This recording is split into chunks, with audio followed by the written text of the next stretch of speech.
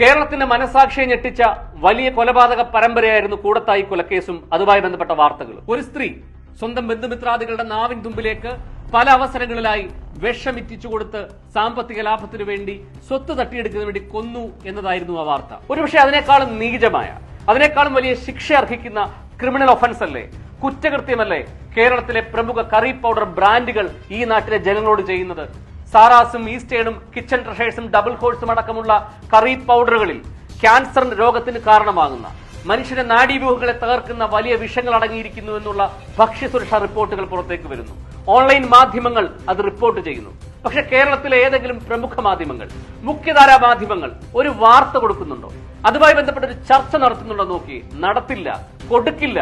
കാരണം പരസ്യമാണ് പ്രധാനം, സാമ്പത്തിക ലാഭമാണ് പ്രധാനം, ജനങ്ങളുടെ ജീവനും സ്വത്തും ഒന്നുമല്ല. പോട്ടെ, അത് സമ്മതിച്ചിരിക്കുന്നു. കേരളത്തിലെ ഭരണ പ്രതിപക്ഷ സംവിധാനങ്ങളോടാണ് ചോദിക്കുന്നത്. ഇവിടുത്തെ മുഖ്യമന്ത്രിയോട്, ഇവിടുത്തെ ആരോഗ്യമന്ത്രിയോട്, ഭക്ഷ്യസുരക്ഷാ മന്ത്രിയോട് ചോദിക്കുന്നു.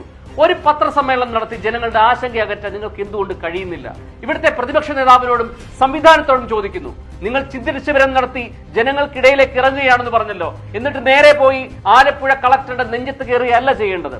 ഇതുപോലെയുള്ള കമ്പനികളുടെ മുമ്പിൽ ഒരു കൊടി കെട്ടി, ഒരു കൊടി ഉയർത്തി ജനങ്ങൾക്ക് നല്ല ഭക്ഷണം കൊടുക്കണം, നല്ല കറി പൗഡർ കൊടുക്കണമെന്ന് പറയാനുള്ള ഒരു പത്രസമ്മേളനം നടത്തുള്ള ആർജവം എന്തേ കാണിക്കാൻ കഴിയുന്നില്ല? കഴിയില്ല, കാണിക്കില്ല. കാരണം നിങ്ങളൊക്കെ മത്സരിക്കുമ്പോൾ, നിങ്ങൾ ജനങ്ങളുടെ മുമ്പിൽ വോട്ട് തേടി ഇറങ്ങുമ്പോൾ നിങ്ങൾക്ക് ഫണ്ട് തരുന്നത്, നിങ്ങളെ ജയിപ്പിക്കുന്നതും നിങ്ങൾക്ക് വേണ്ടി കാശ് ചെലവാക്കുന്നതും ഇതുപോലെയുള്ള ഭീമൻ കുത്തക മുതലാളിമാരാണ്. അവർക്കെതിരായി നിങ്ങൾ ഒരു അക്ഷരം മിണ്ടില്ല. ഇത്തരം പരസ്യങ്ങൾ അഭിനയിക്കുന്ന സെലിബ്രിറ്റീസ് അറിയാൻ വേണ്ടി സംസാരിക്കുന്നു. നിങ്ങൾ ഗ്യാരണ്ടി എന്നും ഞങ്ങളുടെ അടുക്കള ഇതാണ് വേവിക്കുന്നതെന്നും പറഞ്ഞ് ജനങ്ങളുടെ മുമ്പിൽ നിങ്ങൾ പരസ്യം ചെയ്യുന്നുണ്ടല്ലോ. ഇത്തരം ബ്രാൻഡുകളുടെ പരസ്യത്തിൽ അഭിനയിക്കുന്ന സെലിബ്രിറ്റീസിനോടാണ് പറയുന്നത്, നിങ്ങൾ ചെയ്യുന്നത് എത്രമാത്രം കുറ്റകൃത്യമാണെന്നറിയാമോ?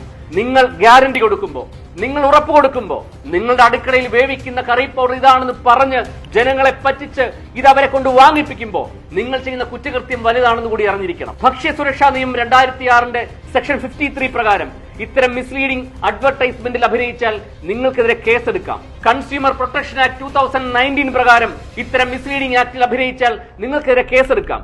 ഒരുപക്ഷെ ഒരു വ്യക്തി എന്ന നിലയിൽ, ഒരു അഭിഭാഷകൻ എന്ന നിലയിൽ എനിക്ക് ചെയ്യാൻ പറ്റുന്ന കാര്യവും അത് തന്നെയാണ്. ഇനിയും ഇത്തരം പരസ്യങ്ങൾ നിങ്ങൾ അഭിനയിച്ചാൽ, അത് ആരഭിനയിച്ചാലും ഇതിനെപ്പറ്റി അറിയാതെ ഇത്തരം വ്യാജ പരസ്യങ്ങൾ അഭിനയിച്ച് ജനങ്ങളെ തെറ്റിദ്ധരിപ്പിച്ചാൽ കേരളത്തിന്റെ അങ്ങോളം ഇങ്ങോളമുള്ള കോടതികളിൽ നിങ്ങൾക്കെതിരെ നിയമ നടപടി കൈക്കൊള്ളും.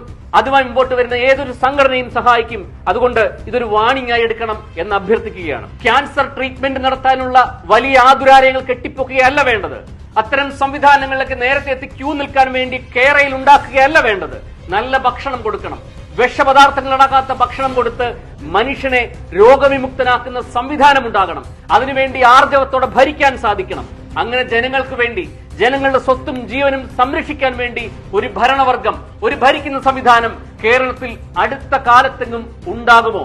ഉണ്ടാകണം എന്ന പ്രതീക്ഷയിൽ നിർത്തുന്നു. Thank you so much.